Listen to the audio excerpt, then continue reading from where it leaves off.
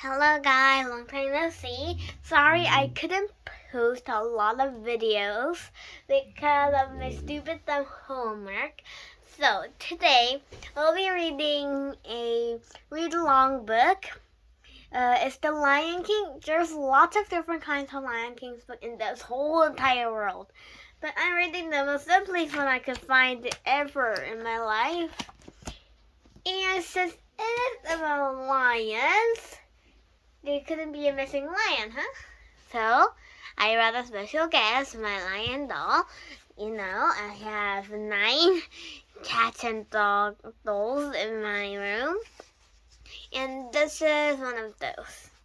And, yeah, and it's a lion. So, we are reading the Lion King book, but if you don't have this book, just read along, just listen, get the headphones, and just listen and concentrate this because I'm planning on making questions. Well, I watched this movie like a million times because I like animals. Okay, so anyway, let's begin. The hot African sun rose over Pride Rock as it did every morning. But today was no ordinary day. The animals of the Pride Lands were gathered together to the honor of the birth of King Mufasa and Queen Sarabi's newborn cub Simba. The king and queen watched as Rafiki, the wise baboon, held Simba up for the whole kingdom to see. The elephants romped, the monkeys jumped up and down, and the zebras stomped their hooves with happiness. But not everyone was pleased. In the cave behind Pride Rock, a straggly lion grumbled to himself. This was Mufasa's brother Scar. He was jealous because Simba would be the next king. Mufasa and his trusted advisor Zazu appeared at the cave after the ceremony to find why Scar had not come. Zazu shook his head. "You should have been first in line." "I was first in line until the little hairball was burned." He turned and walked out of the cave. Time passed, and Simba grew up to be a healthy, playful young cub. Early one morning, he and Mufasa climbed to the top of Pride Rock. Mufasa told his son that one day he would be king. "Look, Simba, everything the light touches is our kingdom." Simba scans the horizon and noticed a dark spot in the distance. "What about the shadowy place?" "That's beyond our borders. You must never go there, Simba." Later that day, Simba ran to Scar. "Hey, Uncle Scar, guess what? I'm gonna be the king of Pride Rock. My dad just showed me the whole kingdom, and I'm gonna rule it all."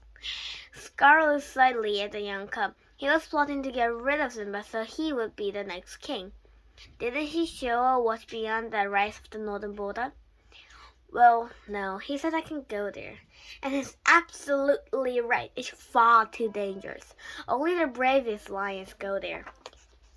Simba didn't see his uncle's evil trap. He wanted to show his father what a brave cub he could be. He ran home to find his friend Nala. "Come on, I just heard about this great place." Simba and Nala asked their mother if they could go exploring. Sarabi agreed as long as Zazu goes with them. Simba and Nala raced across the Pride Lands. They led Zazu through the herds of animals until they finally lost him. The cubs laughed and pounced on each other.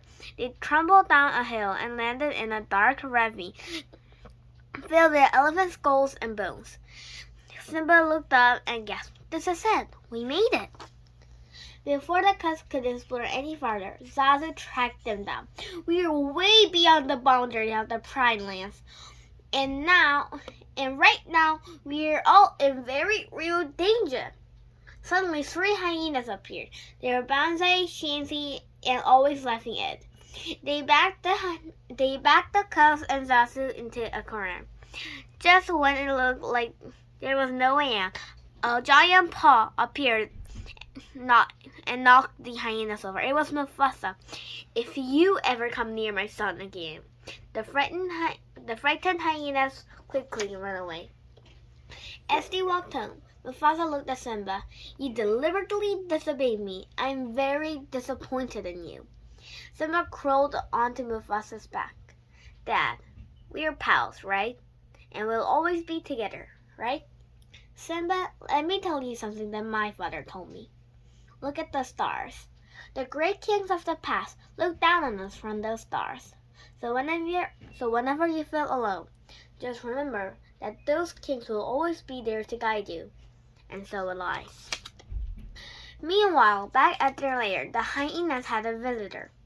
I practically gift-trapped the cubs for you, and you couldn't even dispose them. Scar was furious, but he had a new plan.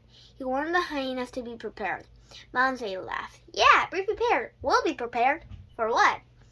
Scar glared at the hyena. For the death of the king. The next day, Scar brought Simba to the gorge, where the wild beasts were grazing. Now you wait here. Your father has a marvelous surprise for you.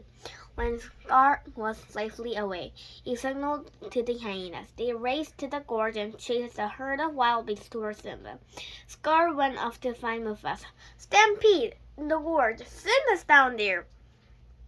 Mufasa jumped into the gorge to find his son. He grabbed Simba and put him on a nearby leaf. But when Mufasa tried to climb out, the rocks crumbled beneath him. He saw Scar standing above him. Brother, help me! Scar dug his sharp claws into Mufasa's paw. Long live the king. Then he let Mufasa go. Later, Scar found Simba standing beside his father's body. It was an accident. I didn't mean for it to happen. What am I gonna do? Run away, Simba. Run. Run away and never return. While Scar returned to rule over Pride Rock, Simba did as his uncle said. He wandered around until he couldn't walk anymore. Finally, he collapsed to the ground. When Simba awoke, everything looked different. A warthog named Pumbaa and a meerkat named Timon had found him and brought him home with them. Timon explained to his mother to Simba, Hakuna Matata, it means no worries. You gotta put your past behind you. And that's exactly what Simba did. Years passed and Simba grew up. One day he saw a lioness attacking Simba. Simba attacking Pumbaa. Simba came to his friend's rescue. The lioness easily flipped Simba onto his back. Looking up at her, Simba realized that the lioness was his old friend Nala. Nala was surprised to see Simba. Scar had told everybody that Simba was dead. Why didn't you come back to Pride Rock? You're the king. I'm not the king. Scar is. Simba, he let the hyenas take over the Pride Lands. There's no food, no water. Simba, if you don't do something soon, everyone will starve. You're our only hope.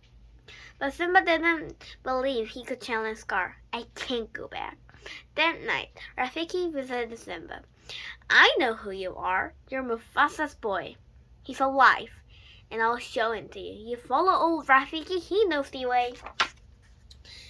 Rafiki led Simba to a nearby pond. Simba looked into the water and saw a lion. That's not my father, it's just my reflection. Rafiki shook his head. He touched his finger to the water and it began to swirl. Look harder. You see, he lives in you. Suddenly, Mufasa's shape appeared in the clouds. Look inside yourself, Simba. You're more than what he has become. You must take your place in the circle of life. The next morning, Nala awoke Timon and Pumbaa to see if they knew where Simba was. Just then, the trio heard a laughter overhead. It was Rafiki. He told them that Simba had gone back to Pride Lands to take his rightful place as king. Back at the Pride Rock, Scar was fighting with Simba's mother. Suddenly, a mighty roar shook the ground. Simba turned. There, on the rock above him, stood Simba.